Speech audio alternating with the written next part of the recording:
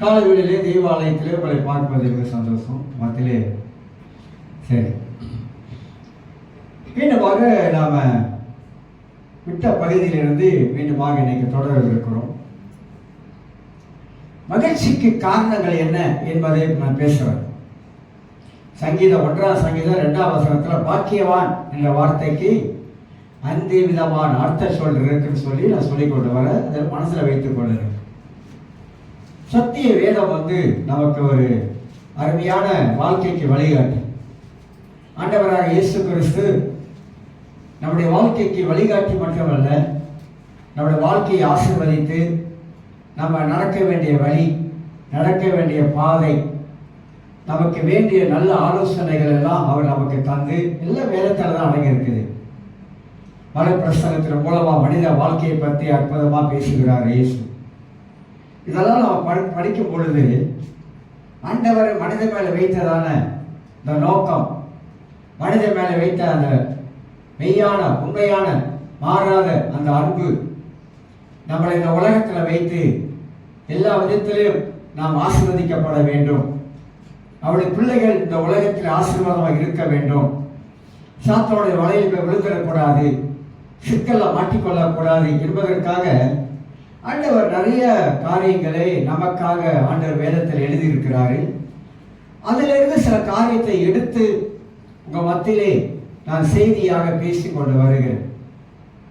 முதல் காரியம் ஆசீர்வதிக்கப்பட்டவர்கள் என்று சொல்லி வாசித்தேன், பேசி வந்தேன். நாம் ஆசீர்வதிக்கப்பட்டவர்கள் என்று சொல்லி. இரண்டாவதாக அந்த மகிழ்ச்சி உள்ளவர்கள், பாக்கியவான் என்றால் மகிழ்ச்சி உள்ளவர்கள் என்று சொல்லி அதிலிருந்து தேவ ஆவியானவரால் நடத்தப்படுகிற வாழ்க்கையில நிச்சயமாக தேவனுடைய மகிழ்ச்சி நமக்குள்ளாக இருக்கும் என்பதை அப்படி கோர்வையை சொல்லி கொண்டு வந்தேன். போன வாரத்தில் நம்முடைய வாழ்க்கையிலே வாழ்க்கை முறையை மாற்ற வேண்டும் அப்படின்னு சொன்ன வாழ்க்கை முறைன்னு ஒன்று இருக்கு. மனித வாழ்க்கை ஒரு உயர்வான வாழ்க்கை. கொலைசீர் 3ஆம் அதிகாரம் 1ஆம் வசனத்தில் ஆண்டு சொல்லும் போது மேலானவைகளை தேடுங்கள் அப்படின்றார். மேலானவைகள் பூமிக்குரியவைகள் அல்ல, பூமிக்குரியவைகள் நமக்கு இருக்குது, ஆனா தேட வேண்டியது என்னது? மேலானவைகள். அந்த மேலானவைகள் என்ன என்பதை குறித்து வேதம் நமக்கு காட்டுகிறது. முதலாவது தேவனுடைய ராஜ்யத்தையும் அவருடைய நீதியையும் தேடுங்கள் அப்படின்னு தான் பைபிள் சொல்லிக் கொடுக்குது நமக்கு. முதலாவது தேவ ராஜ்யத்தையும் அவருடைய நீதியையும் நீங்க தேடணும் அப்படின்றாரு. அப்படி தேடும் பொழுது இவைகள் எல்லாம் பூமிக்குரிய காரியம் எல்லாம் நம்முடைய வாழ்க்கையில கொடுக்கப்படும். கொடுத்து கொண்டு இருக்கிறார் ஆண்டவர், நம்மளை வழிநடத்தி கொண்டு இருக்கிறாரு. நம்மளை பல விதங்கள்ல நம்ம தேவைகள் சந்திக்கப்படுகிறது என்பதெல்லாம் நாம் தெரிந்து கொள்கிறோம். அதற்கு என்ன அப்படின்னா வாழ்க்கை முறை மாற வேண்டும் என்று சொல்லி நான் போன வாரத்தில் பேசணும். 4 காரியத்தை அதில் உள்ளடக்கி நான் சொல்றேன். இன்னைக்கு சில குறிப்பா வாழ்க்கை முறையை பற்றி சில காரியம் சொன்னேன். வாழ்க்கை என்பது எதற்கு? வாழ்வதற்கு. வாழ்க்கை வாழ்வதற்கு. அந்த வாழ்க்கை அர்த்தமுள்ளதா இருக்கிறதா? அர்த்தமுள்ள ஒரு வாழ்க்கை வாழ்றோமா? அதுதான் முக்கியம். இந்த பூமியில இயேசுவை ஏற்றுக்கொண்ட வாழ்க்கையில என் வாழ்க்கை ஒரு அர்த்தமுள்ளதா இருக்கிறதா? என் வாழ்க்கை ஒரு குறிக்கோள் உள்ளதா இருக்கிறதா? என் வாழ்க்கையில நான் நன்மையை பார்க்க முடிகிறதா? என் வாழ்க்கையின் பயணம் எதை நோக்கி போய் கொண்டு இருக்கிறது? ரொம்ப பேரு வாழ்க்கையில அர்த்தம் இல்லாமலே வாழ்றாங்க. ஏன் பிறந்த? ஏதோ பிறந்துட்டேன். ஏன் வளர்ற? ஏதோ வளர்ந்துக்கிட்டு வரேன். எங்க போற? இதுதான் நம்முடைய வாழ்க்கை. வேலை செய்யறேன், ஆமா வேலை செய்யறேன். சம்பாதிக்கிறேன். என்ன செய்யற? ஏதோ செஞ்சுக்கிட்டு இருக்கேன். வாழ்க்கையில பாருங்க, அந்த ஒரு குறிக்கோள் இல்லை. ஒரு குறிக்கோள் இல்லாத ஒரு வாழ்க்கை திசை மாறி போயிடும். மனிதர்கள் உலகத்துல எப்படி வாழ வேண்டும் என்று ஆண்டவர் கற்றுக் கொடுக்கிறார். ரொம்ப அழகா கற்றுக் கொடுக்கிறார். பல பேரபிள்ஸ், பல ஊமைகளை வச்சு சொல்லிக் கொடுக்கிறார். எப்படியெல்லாம் மனிதன் வாழக்கூடாது என்பதை சொல்லிக் கொடுக்கிறார். மனிதனை வச்சு எப்படியெல்லாம் மனிதன் வாழ வேண்டும் என்பதை குறித்து சொல்லிக் கொடுக்கிறார். வாழ்க்கை என்பதை நான் சொல்லியிருக்கிறேன் ஒரு பாடம். நம்ம வாழ்க்கை ஒரு பாடம். நம்ம வாழ்க்கை தான் நமக்கு பாடத்தை சொல்லிக் கொடுக்குது. நம்முடைய வாழ்க்கை தான் நிறைய காரியங்களை நமக்கு கற்றுக் கொடுக்குது. நாம் நிறைய காரியங்களை நம்ம வாழ்க்கையிலிருந்து படிச்சுக்கிறோம். படித்து கொண்டே வரோம். படித்து என்ன செய்யறோம்? வாழ்க்கையை முறையை மாத்திக்கிறோம். அவ்வளவுதான். மாத்தாதவங்களை உடனே பண்ண முடியாது. மாத்திக்கொள்ளணும். சில காரியங்கள் ஆண்டவர் சொல்லிக் கொடுக்கிறார். சில காரியங்களை ஆண்டவர் குயவன் கையில களிமண் இருக்கிறது போல நம்மளை உருவாக்குகிறார். பல விதங்களில் தேவன் நம்மளை உருவாக்கி கொண்டே வருகிறார். உருவாக்கப்பட வேண்டும். அப்ப வாழ்க்கை முறை, என்னுடைய வாழ்க்கை முறையை நான் எப்படி வாழ்ந்து கொண்டு இருக்கிறேன் என்பதை குறித்து எனக்கு இன்னொரு காரியம் இருக்கணும். சரியாக நான் யோசிக்கணும். என் வாழ்க்கை எங்க போயிட்டு இருக்குது? என்னோட ஃபியூச்சர் என்ன? என்னோட எதிர்காலம் என்ன? நான் எப்படி இருக்க வேண்டிய ஆளு? நான் எப்படி ஆயிட்டேன் இன்னைக்கு? ஏன் தெரியுமா? ஒரு சின்ன ஒரு மிஸ்டேக்னால வாழ்க்கை அப்படியே பின்னால போயிடுச்சு. அப்படியே பின்னால போன வாழ்க்கை எப்படி முன்ன கொண்டு வர்றது? அதை யோசிக்கணும். எப்படி முன்ன கொண்டு வரலாம்? நம்ம பெரும்பாலுமாக நம்ம வாழ்க்கையை குறித்து நம்ம அக்கறை எடுக்கல. நம்ம போதை பண்றது இல்லை. அதை பத்தி என்ன வாழ்க்கை, வாழ்ற வரைக்கும் வாழ்வோம், சாப்பிட்ற வரைக்கும் சாப்பிடுவோம் அப்படிங்கிற வாழ்க்கையை குறிச்சிட்டு அப்படிதான் வாழ்ற வரைக்கும் வாழ்வோம். சில நினைக்கிறாங்க வாழ்ற வரைக்கும் வாழுங்க, சாப்பிட்ற வரைக்கும் சாப்பிடுவோங்க, போயிட்டு போறாங்க அப்படின்னு நினைக்கிறாங்க. அப்படி இல்லைங்க வாழ்க்கை. வாழ்க்கை என்பது ஒரு லட்சியம். ஒரு லட்சியவாதி சொல்றாங்கல்ல, லட்சியவாதி. ஒருத்தன் வாழ்க்கையில முன்னுக்கு போயிட்டானா, அவன் ஏன் முன்னுக்கு போயிட்டானா? அவனுக்குள்ள ஒரு லட்சியம் இருந்திருக்குது. அவன் லட்சியவாதியா இருந்திருக்கான். அவனுடைய சிந்தனையெல்லாம் மாறுபட்ட எண்ணங்களா இருக்குது. அவனோட வாழ்க்கையே இப்படிதான் இருக்குன்னு சொல்லிட்டு அவன் தீர்மானிக்கிறான். இதெல்லாம் அறிஞ்சு கொள்ளணும். அவன் தீர்மானிக்கிறான், என் வாழ்க்கை இப்படிதான் இருக்கணும், என் வாழ்க்கையை எப்படிதான் அமைச்சு கொள்ளணும் அப்படின்னு அவன் தீர்மானிக்கிறான். அந்த தீர்மானத்தின் அடிப்படையிலே அவன் வாழ்க்கையை கரெக்டா அமைத்து கொண்டு போக ஆரம்பிக்கிறான். வாழ்க்கையில் மிஸ்டேக் நடக்குதா, அது சரிப்படுத்திட்டு போயிட்டே இருக்கணும். வாழ்க்கையில சமையல கீழே விழுவணும்னா எதிர்த்து முட்டியில மண்ணு ஒட்டி இருக்குதா தட்டிட்டு போயிட்டே இருக்கணும். சில சொல்லுவாங்கல்ல, கீழே விழுந்தாலும் மீசை மண்ணு ஒட்டிடுவாங்க, மீசையில மண்ணு ஒட்டலன்னு சொல்லுவாங்க. அப்படி இல்லை, அதெல்லாம் இருக்கும். வாழ்க்கையில இருக்கும். பல காரியத்தை வாழ்க்கையில கற்றுக்கொள்றோம், வாழ்க்கையில படிச்சுக்கிறோம், நிறைய விஷயங்களை படிக்க ஆரம்பிக்கிறோம். ஆனா பின்தங்க கூடாது, ஒண்ணுக்கு போய்கிட்டே இருக்கணும். படிப்படியா ஒண்ணுக்கு போய்கிட்டே இருக்கும். ஒன்றை கத்துக்கிட்டேன், ஓ இதை கத்துக்கிட்டேன், ஓகே இப்ப அடுத்து நான் என்ன செய்யணும், ஓ அதை கத்துக்கிட்டேன், இப்ப அடுத்து நான் என்ன செய்யணும், என் வாழ்க்கையை நான் எப்படி வச்சு கொள்ளணும், என் வாழ்க்கையை நான் எப்படி வைத்துக் கொள்ளணும் என்ற எண்ணம் எனக்கு இல்லாவிட்டா என் வாழ்க்கை எப்படி இருக்கு தெரியுமா? உங்களை சொல்லல, என் வாழ்க்கையை சொல்றேன். நான் அப்படி வச்சுக்கல, என் வாழ்க்கை குப்பத்தொட்டி ஆயிடும். குப்பத்தொட்டி ரபிஷ் குப்பை ஆயிடும்.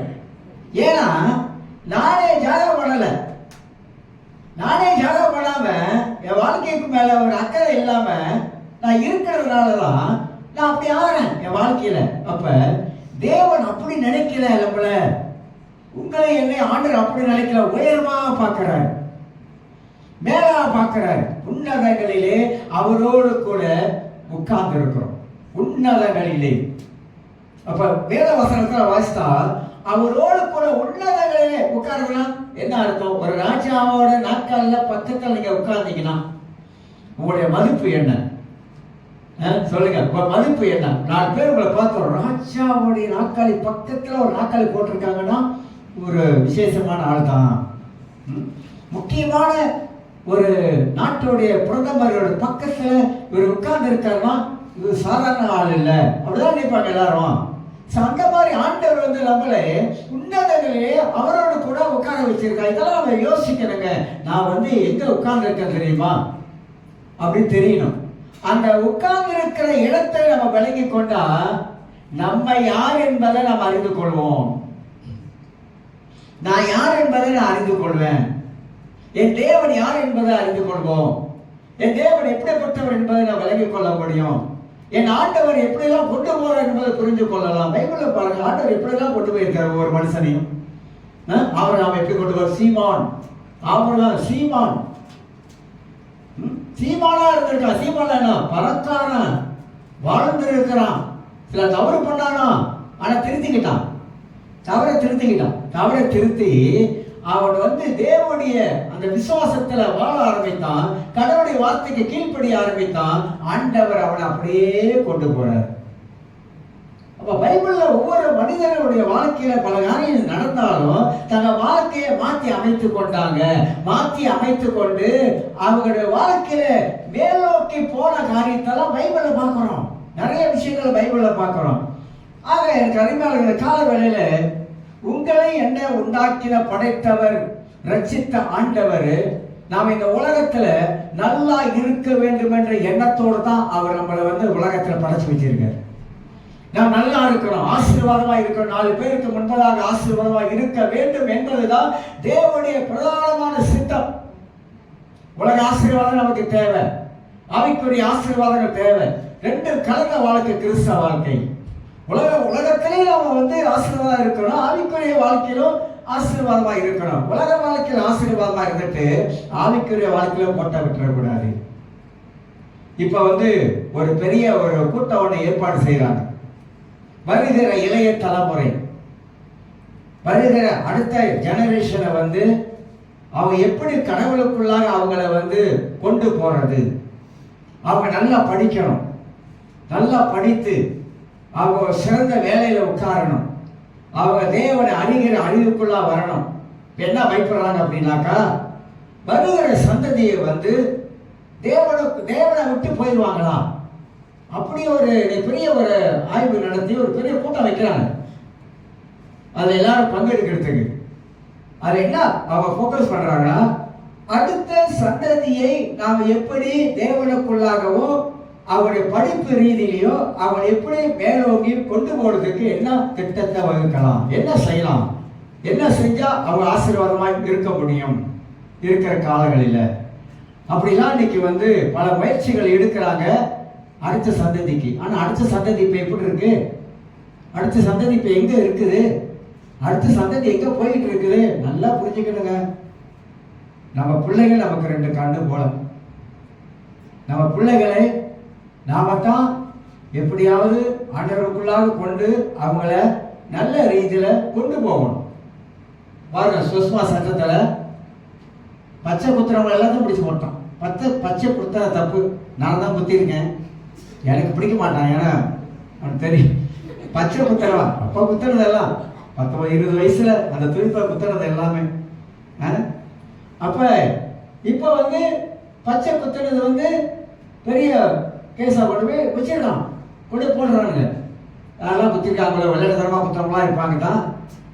காலம் அப்படி முயற்சி, நானும் அப்படிதான் விளையாட்டுத்தனமா தான் குத்துறது எல்லாமே. ஆனா இன்னைக்கு அது வேற மாதிரி ஆயிடுச்சு இன்னைக்கு. அதனால காலங்கள் வித்தியாசமா இருக்குங்க. தமிழர்களுக்கு அந்த அளவுக்கு இன்னைக்கு வாய்ப்பில்லாத சூழ்நிலை இருக்குது. ஆனா கடவுளை பற்றி கொண்டா நம்ம வாழ்க்கையில கர்த்தர் தாங்க நம்ம நடத்தணும், வேற யாரும் நடத்த முடியாது. ஆண்டவர் தான் நம்மளை நடத்தணும், நடத்தி கொண்டு போகணும். அப்ப வாழ்க்கை முறை இன்னைக்கு எப்படி இருக்கிறது என்பதை நாம் விளங்கி கொள்ள வேண்டும். அதைத்தான் வேதம் நமக்கு சொல்லுகிறது. 2வதாக ஒரு சிந்தனை போக்கு. நான் மகிழ்ச்சியா இருக்கேன்னாக்கா இதெல்லாம் நம்ம கை கொள்ள வேண்டுங்க. கை கொள்ளணும், நிறைய படிக்கணும், படிச்சுக்கிட்டே இருக்கணும்.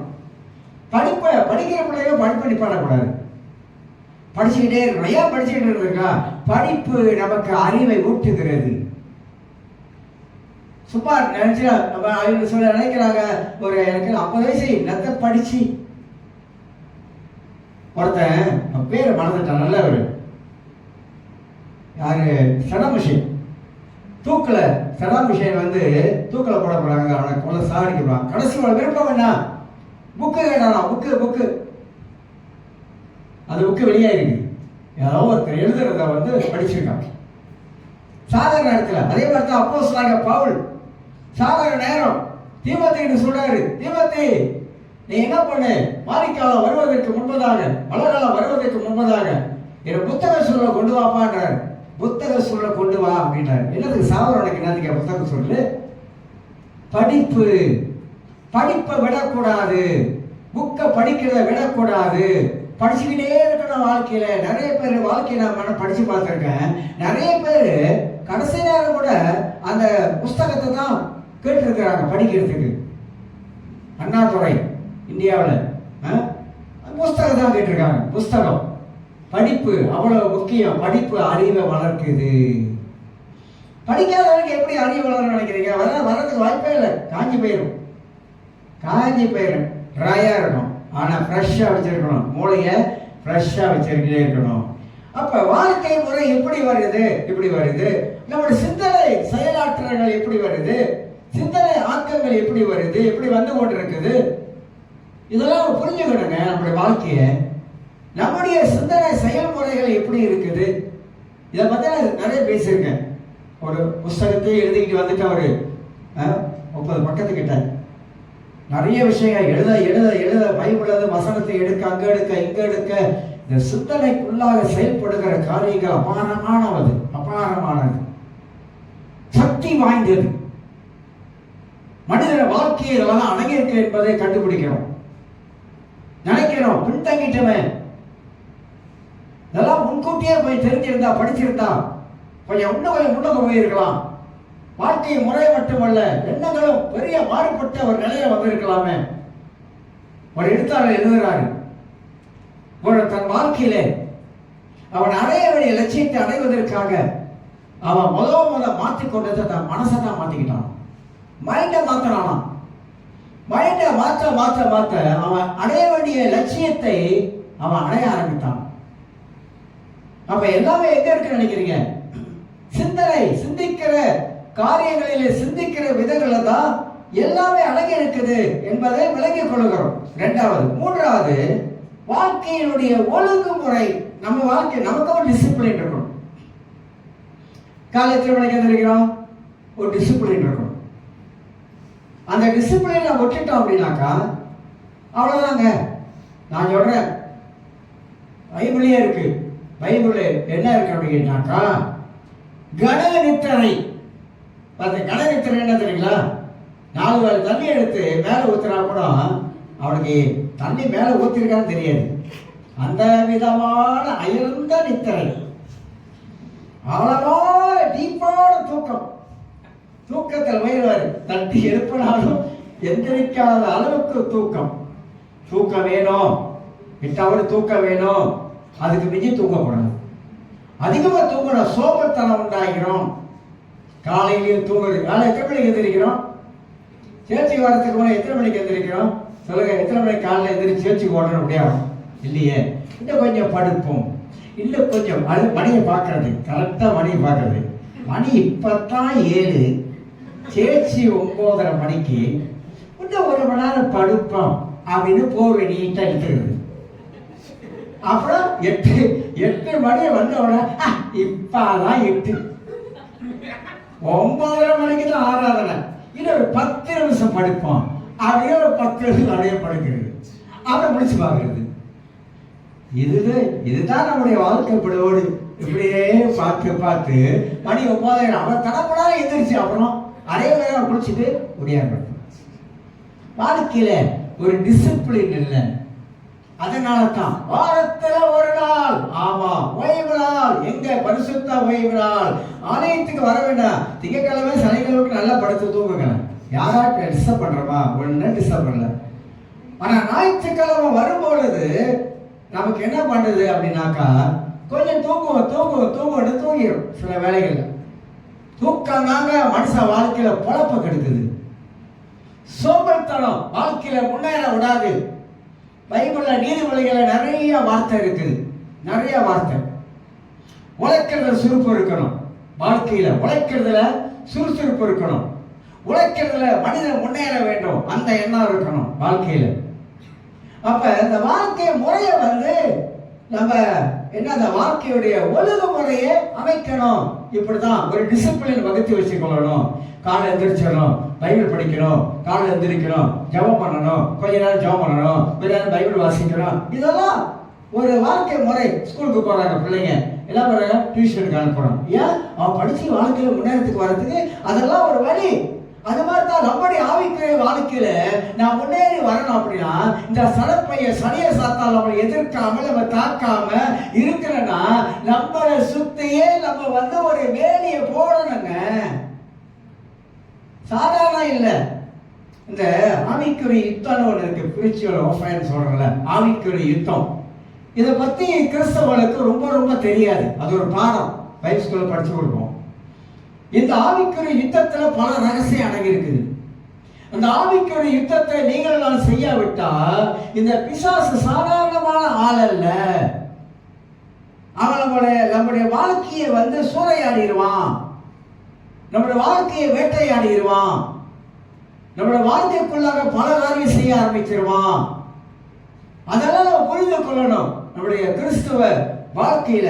அப்ப வாழ்க்கையில இரண்டாவது வாழ்க்கையில் ஒழுங்குமுறையை அமைத்துக் கொள்ளணும். நம்ம ஒழுங்குமுறையை அமைத்துக் கொண்டாதான் வாழ்க்கை சரியாக போகும், வாழ்க்கையில மகிழ்ச்சியாக வாழ முடியும் என்பதையும் நாம் அறிந்து கொள்ள வேண்டும். நாலாவது காரியமாக ஒன்று வாழ்க்கை முறை சொன்னேன், ரெண்டாவது வாழ்க்கையில சிந்தனை போக்கு அப்படின்னு சொன்னேன். அது நிறைய காரியம் இருக்குது, ஆனால் சுருக்கமா சொல்றேன். மூன்றாவது வாழ்க்கையில் ஒழுங்குமுறை சொன்னேன். நாலாவது நம்முடைய ஆன்மீக பயணம். என்ன தெரியுங்களா? ஆவிக்குரிய ஜெனி ஆவிக்குரிய பயணம் எங்க போயிட்டு இருக்கிறோம்? ஆவிக்குரிய வாழ்க்கை எங்க போயிட்டு இருக்கோம்? ஆவிக்குரிய வாழ்க்கை நான் உண்மையாகவே ஆவிக்குரிய மனிதனாக வாழுகிறேனா? நான் ஒரு ஆவிக்குரிய மனிதனாக வாழப்பட வேண்டாம். எனக்குள்ளாக எப்பொழுதும் ஆவிக்குரிய சிந்தை இருந்து கொண்டே இருக்கும். அதுதான் ஆவிக்குரிய மனிதன். ஆவிக்குரிய மனிதன் ஆவிக்குரிய எண்ணம் உள்ளவனாக இருப்பான். அதுதான் 1 கொரிந்தியர் புஸ்தகம் வாசிக்கிறவங்களுக்கு 1 கொரிந்தியர் 2ஆம் அதிகாரம் நினைக்கிறேன். 1 கொரிந்தியர் 2ஆம் அதிகாரம் பல முறை வாசித்திருக்கோம். ஆனால் திருப்பி இந்த வசனங்களை நாம் நினைவு கூறுவது நமக்கு நல்லதா காணப்படும். 2 கொரிந்தியர் 2ஆம் அதிகாரம் 15ஆம் வசனத்துல ஆவிக்குரியவன் என்று சொல்லுவது. ஆவிக்குரியவன் எல்லாவற்றையும் ஆராய்ந்து நிதானிக்கிறான். இது கோர்ட்ல பேசுகிற வார்த்தை. கோர்ட்ல போனா இந்த வார்த்தை கோர்ட்ல பயன்படுத்துகிற வார்த்தை. எப்படி கோர்ட்ல பயன்படுத்துகிற வார்த்தைன்னு யோசிக்கிற பைபிள்ல வசனம் கோர்ட்ல பயன்படும். ஆனா இது கோர்ட்ல பயன்படுத்துகிற வார்த்தையோட விளக்கத்தை கவனிக்கும் பொழுது எப்படி ஆவிக்குரியவன் எல்லாவற்றையும் அவன் ஆராய்ந்து நிதானிக்கிறான். ஒரு குற்றவாளி அவன் குற்றவாளி தான், ஆனா அவன் கோர்ட்டுக்கு போகும் பொழுது ஜட்ஜி உடனே தீர்ப்பு சொல்லல. அவன் குற்றவாளியா இல்லையா என்பதை எல்லாவற்றையும் ஆராய்ந்து அவன் சரியா நிதானித்து தீர்ப்பு சொல்றான். சரியா நிதானிக்கிறான், அப்புறம் தீர்ப்பு வருது. அது 6 மாசம் போகுது, 1 வருஷம் போகுது, கேஸ் 2 வருஷம் ஓடுது. ஏன்? அதை ப்ரூவ் பண்றாங்க. அதுதான் இங்க நீங்கள் நானும் ஆவிக்குரிய மனிதர்களாக இருக்கக்கூடும் என்றால் முதலாவது எல்லாவற்றையும் ஆராய்ந்து அறிந்து நாம நிதானிக்கணும். சரியா தவறா என்பதை நாம் நிதானிக்கிற ஆளாய் இருக்கணும். அவசரப்படக்கூடாது, பதற்றம் அடையக்கூடாது என்பதை பைபிள் நம்ம கற்றுக் கொடுக்குது. அப்ப கிறிஸ்தவ வாழ்க்கையில நம்முடைய ஆன்மீக பயணம் எப்படி இருக்குது? என்னோட ஆன்மீக பயணத்திலே நான் பயணிக்கிறேனா? ஆவிக்குரிய வாழ்க்கையிலே நான் பயணித்துக் கொண்டு இருக்கிறேனா? உண்மையாகவே எனக்குள்ளாக ஒரு ஆவிக்குரிய ஜீவியம் எனக்குள்ளாக இருக்கிறதா? உண்மையாகவே நான் ஆவிக்குரிய ஒரு மனுஷியாக வாழ ஆரம்பிக்கிறேனா? என் பேச்செல்லாம் ஒரு ஆவிக்குரிய தன்மையை வெளிப்படுத்துகிறதா? நான் சிந்திக்கிற காரியங்கள் ஆவிக்குரிய முதிர்ச்சியை வெளிப்படுத்துகிறதா? என் வாழ்க்கை நடைமுறையில ஒரு ஆவிக்குரிய மனிதனாக மற்றவங்களுக்கு என் வாழ்க்கையை நான் எடுத்து காட்ட ஆரம்பிக்கிறேனா? இதெல்லாம் ரொம்ப ரொம்ப முக்கியம். வாழ்க்கை ரொம்ப முக்கியம். அதனாலதான் ஆண்டவர் நமக்கு ஒரு ஆவிக்குரிய மனிதன் பேர் வச்சிருக்காரு. நமக்குள்ளாக ஆவியின் மனிதன் இருக்கிறான். இந்த ஆவியின் மனிதன் எப்படி இருக்க வேண்டும்? இந்த ஆவியின் மனிதனை எப்படி பலபலமா வச்சுக் கொள்ள வேண்டும்? இந்த ஆவியின் மனிதன் எப்படி தேவனோடு ஒரு கனெக்ஷனை வச்சுக்கிட்டே இருக்க வேண்டும்? தேவனோடு எப்பொழுதுமே டெய்லி ஒவ்வொரு நாள் 24 மணி நேரமும் இந்த ஆவியில நமக்கு தேவனோடு ஒரு தொடர்பு இருந்து கொண்டே இருக்கும். அப்ப இந்த 4 காரியங்கள் வாழ்க்கை முறையை மாற்றி அமைச்சிடும்.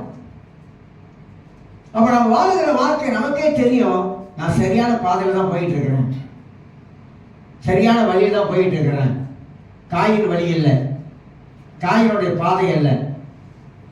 காயின் வழி வேற, காயின் பாதைகள் வேற. ஆனா நான் அந்த வழியில போகாம என் வழியை நான் கரெக்டா வச்சுக்கிட்டு இருக்கேன் அப்படின்பது எனக்கு நானே அறிந்து கொள்ளக்கூடியவனாய் காணப்படுகிறேன் என்பதை விளங்கிக் கொள்ளும். ஆக வாழ்கின்ற வாழ்க்கைக்கு என்ன முறை மாற்றி அமைக்க வேண்டும். நான் தான் என் வாழ்க்கையை மாற்றி அமைக்க வேண்டும். என் வாழ்க்கை குறித்து நான் தான் அக்கறை உள்ளவனாக நான் இருக்கணும். என் வாழ்க்கைக்கு நான் தான் அக்கறைப்படணும். சரீரத்தில் வியாதியா, நீங்க தான் அக்கறைப்படணும். ஈஸ்வரர் நேரம் வந்து மாமகளை அவனை கையை பிடிச்சி அப்படியே மாமகளை அவளை கூட்டி போக மாட்டாரு. நமக்கு ஆண்டவர் எல்லா ரீதியில ஞானத்தை கொடுத்துருக்காரு. நிறைய பேருக்கு வந்து சீக்கு இருக்கும், சில சமயங்களில் வியாதி இருக்கும். நம்ம சரீரம் தானே. பைபிள்லேயே வியாதி உள்ளவங்க நிறைய பேர் தான் தெரியுமா உங்களுக்கு? எலிசா சாதாரணமான ஆளா? கடைசியாக வியாதி தான் இருக்கும். எல்லாம் வியாதி என்பது இயற்கை, அது வரும், மாமிசம். ஆனா வியாதி வரும் பொழுது நமக்கு வந்துருச்சு அப்படின்னாக்கா என்ன செய்யணும் அப்படின்னு முதல் யோசிக்கணும். என்ன செய்யணும்? என் உடம்பை நான் தான் பாதுகாக்கணும். என் உடம்பை நான் தான் டேக் கேர் பண்ணிக்கணும். என் உடம்புக்கு வேண்டிய வைட்டமினை நான் தான் சேர்த்துக்கணும். புரியுதா? நமக்கு ஒத்தாசிக்கு நமக்கு இருக்குது, கொஞ்சம் இருக்குது. பொதுவாக சொல்றேன், நான் அதெல்லாம் ரொம்ப பர்டிகுலராக இருப்பேன். வைட்டமின் வாங்குறதுல, உடம்பை ஜாகா பண்ணிக்கிறதுல, மற்ற காரியத்தில் எல்லாம் நான் வந்து கரெக்டாக ஏன் இருப்பேன் அப்படின்னாக்கா, என் உடம்பு எனக்கு முக்கியம், என் சரீரம் எனக்கு முக்கியம். நான் நல்லா இருந்தால் தான் நான் வந்து நல்லா சாப்பிட முடியும். நான் நல்லா இருந்தால் தான் நல்லா உழைக்க முடியும், ஓட முடியும், அங்கே போக முடியும், இங்கே போக முடியும், எல்லாம் செய்ய முடியும். அப்போ நான் என்ன செய்யணும்னா, என் உடம்பை எப்படியெல்லாம் நான் டேக் கேர் பண்ணிக்கிறப்போ அந்தந்த விதைகளில் நான் வந்து டேக் கேர் பண்ணிக்கிறேன். மருத்துவரை பார்க்குறேன். வருஷத்துக்கு ஒரு முறை பிளட் டெஸ்ட் எடுத்துக்கிறேன். எது கூட இருக்குது அவனுக்கு காட்டுது, அதை குறைச்சிக்கிறேன். இப்போ என்ன குறித்து எனக்கு அக்கறை இல்லைன்னா அப்படி எப்படி? ரொம்ப பேர் மருந்து எடுக்கிறது இல்லை. எடுத்த இப்ப எடுக்கல. எப்படி எடுத்த இப்ப ஒரு 3 வாரமா எடுக்கல. என்ன ஆயிடுச்சு? பீ பீ பீ பீ பீ பீ ஏறிச்சு. என்னது பிபி?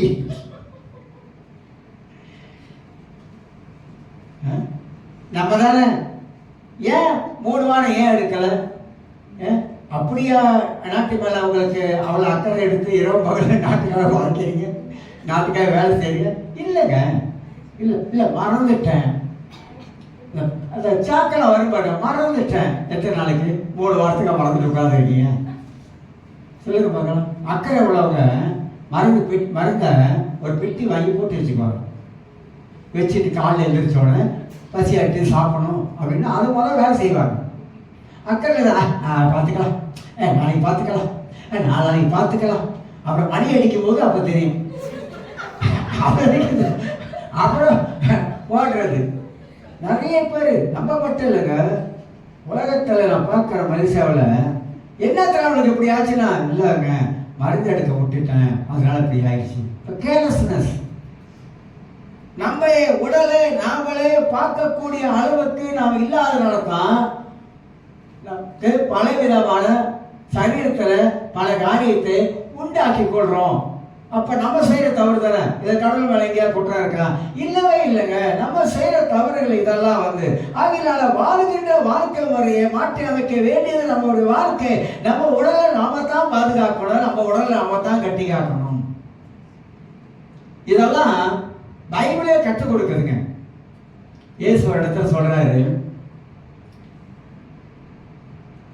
சாப்பாடை பத்தி சொல்லும்போது அழகா சொல்றாரு. 2 மீன் 5 அப்பம் 5000 பேர் கொடுத்துட்டீங்க, மீதி எவ்வளோ வச்சிருந்தீங்க? அதை என்ன செய்யக்கூடாது? வீணாக்க கூடாது. மீதி எவ்வளோ வச்சிருக்கீங்க? அப்ப மீதி எடுத்திருக்கீங்களே, அந்த மீதி எடுத்ததை ஏன் கேட்கிறாருன்னா, அதை கொட்டினீங்களா ஆகறாரு. நம்ம சில வேலைகளை கொட்டுறோம், சாப்பாடை குப்பை தொட்டில கொட்டுறோம். நேற்று வச்ச கறியை இன்னைக்கு எவன் சாப்பிடுவோம்? நான் சாப்பிடுவோம்னா நாங்க புதுசாக கறி வச்சு சாப்பிட்டு பழக்கம். அதை 3 நாள் வச்சு சாப்பிடக்கூடாது, அது தப்பு. 3 நாள் வச்சு சாப்பிடலாம் தப்பு. நேற்று வச்ச ரசம், முட்டை ரசம், இன்னைக்கு அதே ரசம், நாளைக்கு அதே ரசம் போவோம்.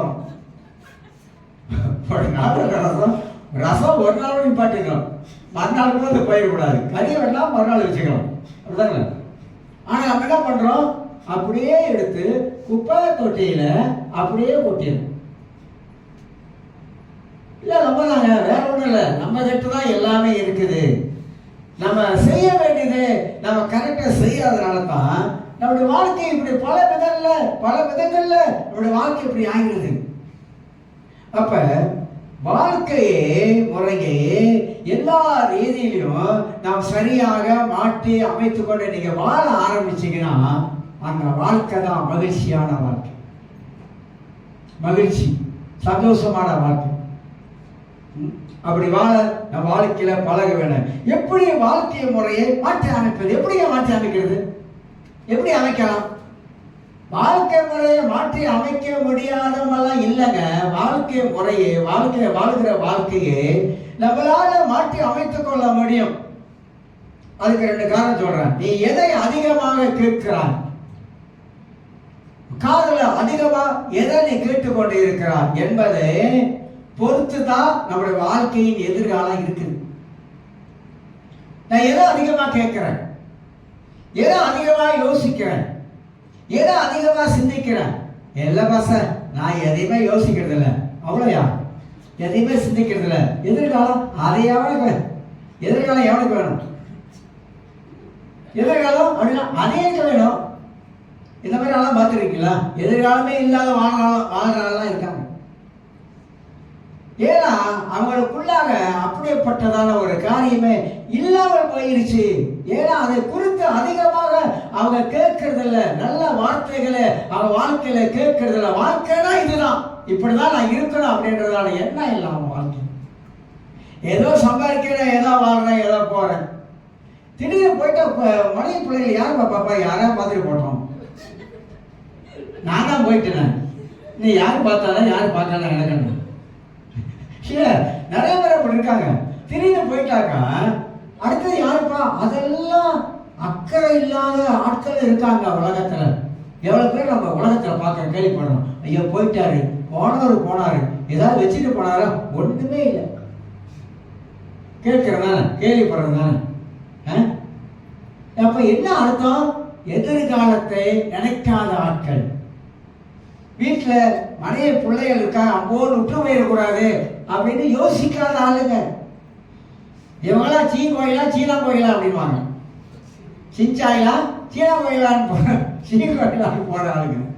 அப்படிப்பட்ட உலகமா இன்னைக்கு காணப்படும். அப்ப நம்முடைய வாழ்க்கையில எதை அதிகமாக கேட்கிறோம், எதை கேட்கிறோம்? நல்லவைகளை கேட்டுக்கொண்டே வரோமா? இப்படித்தான் நல்லவைகளை கேட்கிறோமா? அதை யோசிக்கணும். 2வது ஒரு காரியம், நாம் எப்படி வாழுகிறோம் என்பதை நாம் சரியாக நாம் நிர்ணயித்துக் கொண்டா வாழ்க்கையாக இருக்கும். வாழ்க்கையை பத்தி நிறைய இருக்குங்க. வாழ்க்கையை படிச்சு கொள்றதுக்கு இன்னும் நிறைய இருக்குது. நாங்கெல்லாம் ஒன்னோட தாண்டி வந்து நிக்கிறதுனால தான் வாழ்க்கையெல்லாம் என்னன்னு தெரியுது. அதனால வாழ்க்கையை பத்தி பேசுறோம். வாழ்க்கையெல்லாம் என்ன முடிஞ்சிருச்சு, இப்ப அது காலம் கிடக்குது பாருங்க. வாழ்க்கையை புரிஞ்சு கொள்றதுக்கு காலம் கிடக்குது. காலம் கடந்து போய் நிற்கும் போதுதான் தெரியுது வாழ்க்கைனா இதுதான் வாழ்க்கை. இப்படி வாழ்ற வாழ்க்கையை விட்டுட்டு எப்படியோ வாழ்ந்துருக்கல, திரும்பி பார்த்தா எப்படியோ வாழ்ந்திருக்கல, எப்படியோ இருந்திருக்கல, எப்படி இருக்க வேண்டிய ஆள் நானு. எதனால இப்படி ஆயிட்டேன்? நானா என்னால தான் இப்படி ஆயிட்டேன். ஆனா கொஞ்சம் என் வாழ்க்கை போய் மாத்திருந்தேனா எங்கேயோ உச்சிக்கு போயிருப்பேன். அதுக்கெல்லாம் காரணம் நம்முடைய வாழ்க்கைக்கு நாமளே காரணம் ஆயிட்டோம். சில கேள்விகளை இந்த காலவெல்ல கேட்டு சுருக்கமா பார்க்கணும். முதலாவதாக நாம் கேட்க வேண்டிய ஒரு கேள்வி, என் குடும்பத்தை சரியா நடத்தணும். அதான் கேட்கணும். என்னை பார்த்து நான் கேட்டுக்கிறேன்னா என் குடும்பத்தை நான் சரியா நடத்தணும், என் குடும்பத்தின் தேவைகளை நான் சரியா சந்திக்கிறேன்னா, என் குடும்பத்தில் இருக்க குறைகளை சரிப்படுத்துறேன்னா, என் குடும்பத்தில் இருக்க வருமானத்தை நான் எப்படி மேனேஜ் பண்றேன், எந்த அளவுக்கு அதை நான் கெட்டிக்கிறதனமா அதை கையாளுறேன். இதை நான் கேட்கணும். என்ன நானே கேட்டுக்கணும், எல்லாரும் கேட்கணும், அவங்க கேட்டுக்கணும். சரியா போயிட்டு இருக்கா? எந்த ஒரு மனிதன் தன் வாழ்க்கையில தன் குடும்பத்தை மேல கவனம் செலுத்தாம, அக்கறை செலுத்தாம நிமிதமான குளிஞ்சாமையில் போறாங்களோ கடைசி வரைக்கும் வாழ்க்கையில கரை சேர முடியும். 100% சொல்லுவேன், அடிச்சு சொல்லுவேன். வாழ்க்கையில நாங்க இருந்த காலத்துல கஞ்சிக்காரன் ஒருத்தர் சொல்லுவோம், கஞ்சிக்காரன் அப்படின்னு. அவர் வந்து ஊருக்கு பணம் அனுப்பணும். அதனால மேல வந்து ஒரு பெரிய கருவாடை தொங்க விட்டுட்டு அந்த கருவாட்டை பார்த்து கீழே கஞ்சி சாப்பிடுவார். பணம் சேர்க்கறதுக்காக அந்த கருவாடு, உண்மையை சொல்றேன், நாங்க இருந்த எஸ்டேட்ல அந்த கஞ்சிக்காரர் தான் ஒரு பேர். அதை தொங்க விட்டுட்டு கஞ்சியை குடிச்சு பணத்தை சேர்த்து ஊருக்கு அனுப்புவார். ஆனா கடைசியா ஒண்ணுமெல்லாம் போயிட்டாரு. அப்படி நம்ம வாழ சொல்லல, அப்படி இருக்க சொல்லல. அப்ப நாம் எப்படி வாழ்கிறோம் என்பதை நம்மளே சரியாக யோசித்து என் குடும்பத்தை நான் எப்படி நடத்துகிறேன் என்பதை நான் சரியா இல்லாவிட்டா குடும்பம் வந்து ரொம்ப ரொம்ப முக்கியங்க. நான் தெரிஞ்சே சொல்றேன், குடும்பம் ரொம்ப ரொம்ப முக்கியம். அந்த குடும்பத்தில் இருக்கிற மனைவி பிள்ளைகள் ரொம்ப முக்கியம். அந்த குடும்பத்துக்கு நானா ஒரு தலைவன். நானே சரியில்லாம போயிட்டேன்னா குடும்பம் எப்படி இருக்கும்? பிள்ளைகள் எப்படி இருப்பாங்க? சொல்லுங்க, எப்படி இருப்பாங்க? பிள்ளைகள் பார்த்து நம்மளை கேள்வி கேட்டோம். அப்ப அந்த குடும்பத்துக்கு தலைவராக இருக்கிறன்னா அந்த குடும்பத்துல எவ்வளவு ஒரு பொறுப்புள்ள ஒரு மனிதனாக இருக்கக்கூடும்னா அந்த குடும்பத்துல மகிழ்ச்சி இருக்கும், அந்த குடும்பத்துல சந்தோஷம் இருக்கும். இதெல்லாம் நம்ம செய்யற தப்பு. நம்ம வந்து அந்த அளவுக்கு ஞானத்தை பயன்படுத்துறதல்ல. உலகத்தில் மனிதரை பத்தி நான் சொல்லல, ஆனா கடவுளை அறிந்த பிள்ளைகளுக்கு ஆண்டவர் ஞானம் கொடுத்திருக்கிறார். ஞானமா வாழ்வதற்கு ஞானத்தை கொடுத்திருக்கிறார். அறிவா வாழ்வதற்கு நமக்கு தேவ அறிவு இருக்குது, உலக அறிவு இருக்குது. ஆனா சில வேலைகள் ஆச்சரியமா இருக்குது. ஏன் மனிதன் இப்படி வாழுகிறான் அப்படின்னு ஆச்சரியமா இருக்குது. மனிதன் ஏன் தன் வாழ்க்கையில் இப்படி நடந்துக்கிறான் என்பது ஆச்சரியமா இருக்குது. பைபிளே அழகா சொல்றதுங்க, தன் குடும்பத்தை சரியாக கட்ட தெரியும், தன் குடும்பத்தை சரியா நடத்த தெரியும். இது வாழ்க்கையில நமக்கு மகிழ்ச்சியை குடும்பத்துக்குள்ளாக கொண்டு வரும் என்பதை அறிந்து கொள்ளலாம். சமாதானம் மகிழ்ச்சியும் குடும்பத்தில் இல்லாவிட்டால் எங்கேயுமே இருக்காது. அந்த சமாதானம் மகிழ்ச்சியும் குடும்பத்தில் இருந்து கொண்டே இருக்கிறோம் என்பதை நாம் அறிந்து கொள்ள வேண்டும். இன்னொரு சொல்றேன், நான் மகிழ்ச்சியாக வாழ்வதற்கு, ஆசீர்வாதமாக இருப்பதற்கு, சமாதானமாக இருப்பதற்கு இன்னொரு காரியம், குடும்பத்துக்கு ரொம்ப ரொம்ப அவசியமானது உண்மைத்துவம். உண்மையா இருக்கணும். குடும்பத்தில் இருக்கிறவர்களுக்கு மத்தியில உண்மையா இருக்கணும், உண்மையான லைஃப், உண்மையான வாழ்க்கை வாழணும். உண்மைத்துவம், இன்டெகிரிட்டி இருக்கணும், இருந்துதான் ஆகணும். ஏன் இல்லாம போறது? இல்லாம போறதுக்கு என்ன காரணம்?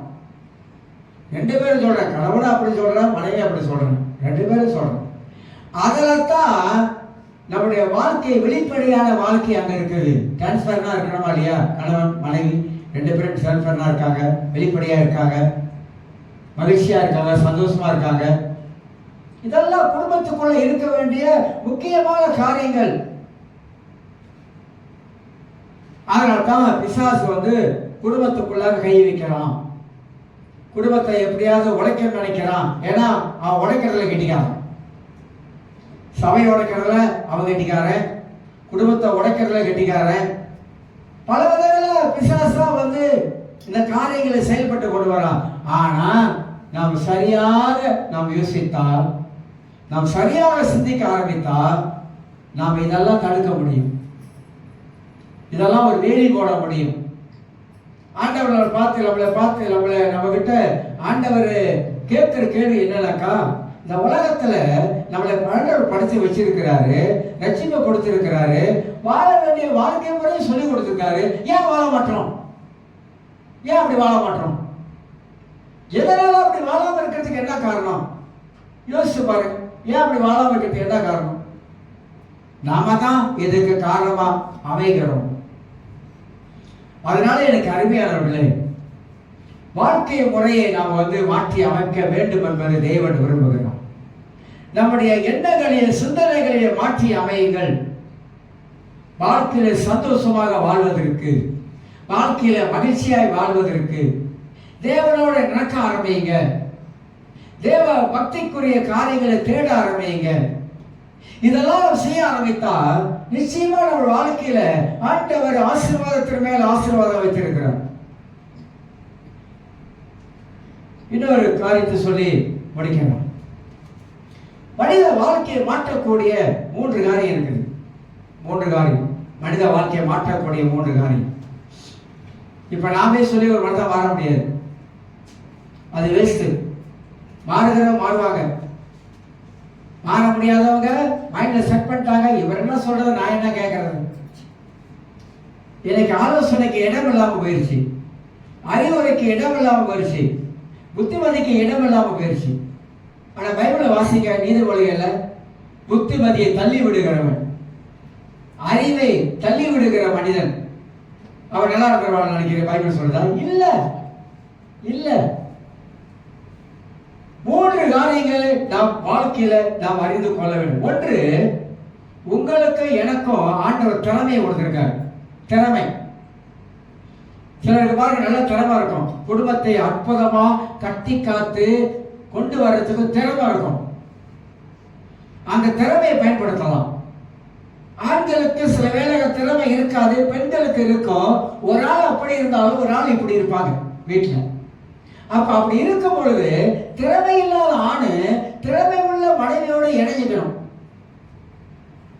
திறமை இல்லாத ஆணு திறமை உள்ள மனைவியோட இணைஞ்சுக்கணும். அப்படி மனைவிக்கு திறமை இல்லை, புருஷனுக்கு திறமை இருக்கனாக்கா திறமை உள்ள புருஷனோட இணைஞ்சுக்கணும். இணைஞ்சாக்கா அந்த திறமையை 2 பேர் சேர்ந்து செய்வதற்கு உதவியா இருக்கும். திறமை எல்லாருக்கும் திறமை இருக்குது. யோசேப்பு காரிய சக்தி உள்ளவன், திறமசாலி, கெட்டிக்காரன், அறிவுள்ளவன், ஞானம் உள்ளவன். அப்படி எல்லாரோட பத்தி பைபிள்லயும் போடப்பட்டிருக்கு, நானும் பிரசங்கித்திருக்கிறேன். அப்ப இந்த திறமை நமக்கு தேவையா இருக்குது. அப்ப வாழ்க்கையை மாற்றக்கூடிய ஆற்றல்ல திறமை ரொம்ப ரொம்ப முக்கியம். நமக்குள்ள இருக்க திறமை. 2வதாக அறிவு கூர்மை. அறிவு வேற, அறிவு கூர்மை வேற. அறிவு ஜெனரல், அறிவு கூர்மை வித்தியாசமானது. இந்த அறிவு கூர்மை நமக்கு ரொம்ப ரொம்ப அவசியம். எதை வாங்கணும் எதை வாங்கக்கூடாது என்பது அறிவு கூர்மை தான் காட்டுது. இதை வாங்கலாம் இதை வாங்கக்கூடாது அப்படின்றது அறிவு கூர்மை நமக்கு சொல்லும். இதை வாங்கலாம் என்ன நடக்கும், இதை வாங்கலாம் எப்படி கஷ்டப்படுவோம், இதை வாங்கலாம் எப்படி சிக்கலை மாட்டிக்கொள்வோம், இதை வாங்கலாம் இதனால நமக்கு என்ன பிரச்சனை வரும், இதெல்லாம் அறிவு கூர்மை. மனுஷன் இதை பயன்படுத்துறது இல்லை. ஒரு உலக மாநாடு நடந்துச்சான். இந்த உலக மாநாட்டில் ஜப்பான், அமெரிக்கா, லண்டனு எல்லா நாடும் கலந்துக்கிட்டாங்க. எல்லா நாடும் கலந்துக்கிட்டதுல அப்ப எல்லாருடைய மூளையை ஆராய்ச்சி பண்ணாங்கணும். அமெரிக்கா மூளை பண்ணாங்களாம், பார்த்தாங்க வாங்கறதுக்கு வந்தவனுங்க இது வாங்க முடியாது ஏன்னா நிறைய போச்சிட்டான். ஜப்பான்காரன் அவன் மூளையை பார்த்தா அவன் அதிகமாக போச்சிருக்கான். இந்தியா அதிகமாக போச்சிருக்கான். இந்த தமிழ மூளை இருக்குல்ல, தமிழ மூளை இந்தியாவில் பல இடம் இருக்காங்க. அதான் சொன்னேன், பல இடம் இருக்கு. தமிழ சொல்ல தமிழ மூளை இருக்க பாவிக்கே இல்லையா, அப்படியே இருக்கான் பத்திரமா. ஏன் பாய்க்க மாட்டேற மூளைய? ஏன்னா அந்த அறிவு கூர்மை நம்ம கிட்ட பாவிக்கிறது இல்லை.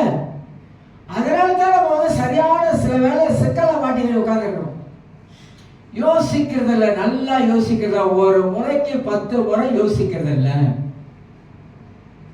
கால் வைக்கலாமா வேணாமா அப்படிலாம் யோசிக்கிறது. கால் வச்சா என்ன ஆகும், ஓ அகலமா கால் வைக்க கூடாது, எடுக்க முடியாது, வேண்டாம் அப்படிலாம் யோசிக்க மாட்டாங்க. வச்சுக்குவாங்க, வச்சுட்டு அது கம்ம மாதிரி ஒட்டிக்க வரும்.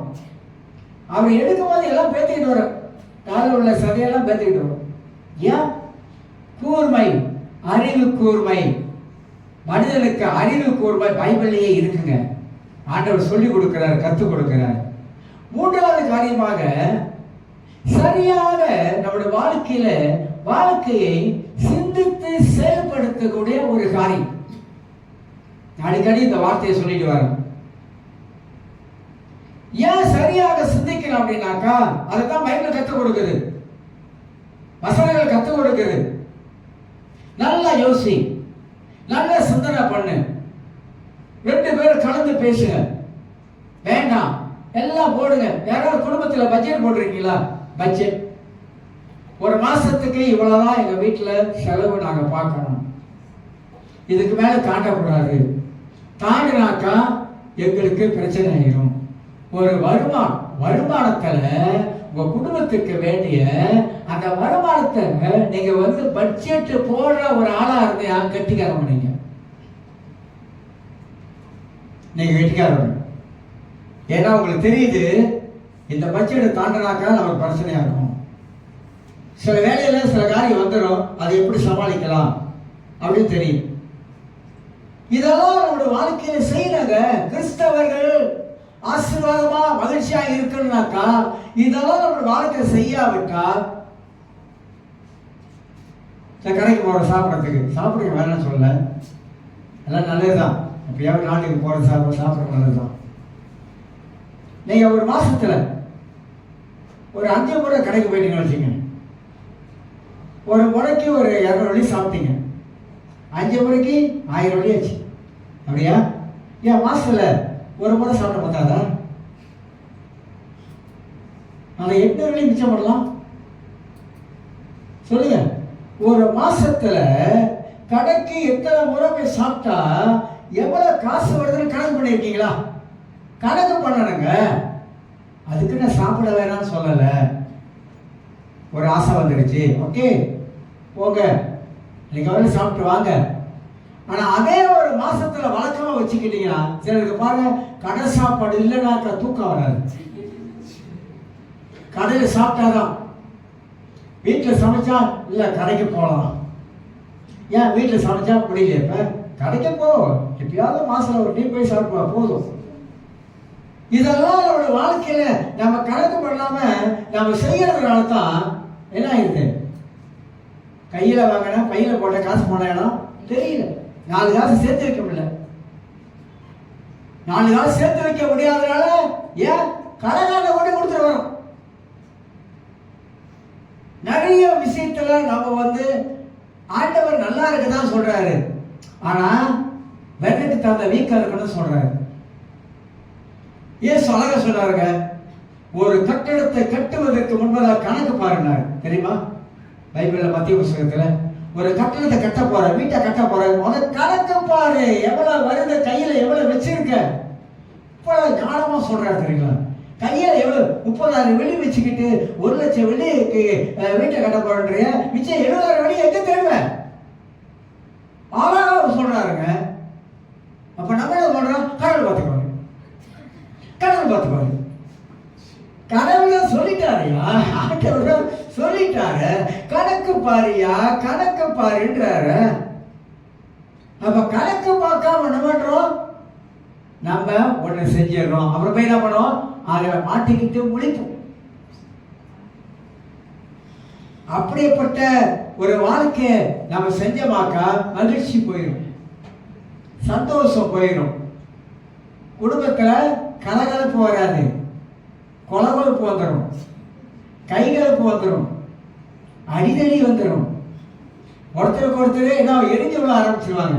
உண்டானதான் அப்போ சொன்னேன், நீ கேட்டியா வேண்டாம் அப்படின்னு என்ன வீட்டில் அப்பவே சொன்னேன், வேண்டாம் சொன்னேன், கேட்டீங்களா? கேட்கவே இல்லை. இல்ல அதெல்லாம் பார்த்துக்கலாம், அதெல்லாம் பார்த்துக்கலாம். இப்ப யார் பார்த்துக்கலாம்? தேவையா? ஏன் நம்ம சரியான வாழ்க்கையை சரியா முறையில செய்யாதனால, இந்த திறமை, அறிவு கூர்மை சரியா சிந்தித்து செயல்படாதனால தாங்க வாழ்க்கையில நிறைய தோல்விகளை சந்திக்கிறோம், நிறைய தோல்விகளை சந்திக்கிறோம். எதனால தோல்வி வருது, எதனால வாழ்க்கை இப்படி இருக்குது, எதனால இப்படி இருக்கிறேன் அப்படின்னா அதுக்கு நான் தான் காரணம். வேற யாரும் காரணம் இல்லை, நான் தான் காரணம். அதனால்தான் சந்தோஷம் போயிருது, சமாதானம் போயிருது, மகிழ்ச்சி எல்லாம் நம்மளை விட்டு போயிருது.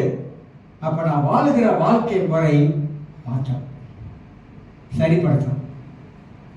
சரியாக்கினா தான் இந்த வாழ்க்கை வாழ்க்கையா இருக்கும். இந்த கிறிஸ்தவ வாழ்க்கை கிறிஸ்தவ வாழ்க்கையா இருக்கும். இல்லைன்னா கிறிஸ்தவ வாழ்க்கை இருக்காது. ஆகினால் இந்த காலை வேலை ஒன்று அழிந்து கொள்ளும். மகிழ்ச்சியாய் வாழ்வதற்கு பல காரணங்கள் இருக்கிறது. அந்த காரணங்களை சரியா கண்டுபிடித்தா நம்முடைய வாழ்க்கையில நாம் சரியாக நாம் சிந்திப்பதோ, சரியாக யோசிப்பதோ, இந்த காரியங்களை நாம் செய்ய ஆரம்பித்தால் நிச்சயமாக நான் சொல்வேன், 100% சொல்வேன், நாம் அந்த பூமியிலே ஆசீர்வாதமாக இருக்க முடியும். எல்லாரும் எழுந்திருக்கலாம். நன்றி ஆண்டவரே.